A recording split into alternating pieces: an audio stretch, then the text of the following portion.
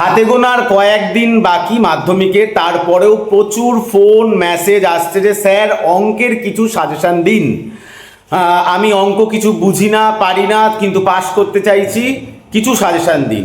তাদের জন্য আমি বলে রাখছি, আমি তোমাদের জন্য দুখানা উপপাদ্য, মাত্র দুখানা, বেশি না কিন্তু, মাত্র দুখানা উপপাদ্য বলে দিচ্ছি। ভালো করে বারবার প্র্যাকটিস করে লিখে যাও, মুখস্থ করা, যে যেভাবে পারো একদম।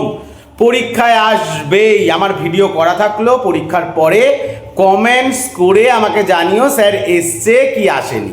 তাহলে চলো উপপাদ্যটা দেখি। ফার্স্ট উপপাদ্য হচ্ছে উপপাদ্য 34। ভালো করে দেখে যাও। আচ্ছা, স্টুডেন্টদের মধ্যে যারা পড়াশোনা করে না তাদের কথা বলছি। স্টুডেন্টের মধ্যে কিছু প্রশ্ন থেকে স্যার 4টে আঁকা রয়েছে, কোন আঁকাটা আঁকবো? 1 নম্বর আঁকাটা আঁকবে। 1 নম্বর একে এইখানেই কিন্তু শেষ, ঠিক আছে? উপপাদ্যটা এখানেই শেষ। লেখা আছে 1 নম্বর ও 2 নম্বর চিত্রের ক্ষেত্রে। আর এটা কিন্তু 3 নম্বর, এটা কিন্তু 4 নম্বর। এইগুলো আবার লিখে দিয়ে যেও না। আর ভালো করে পয়েন্টিং যেরকম আছে সেরকম দেখে যাবে যারা মুখস্থ করে যাচ্ছ। ছবির ABC ঘুরিয়ে দিলেই কিন্তু পুরো উপপাদ্য কাটা। তা এটা ভালো করে দেখে যাও, উপপাদ্য 34।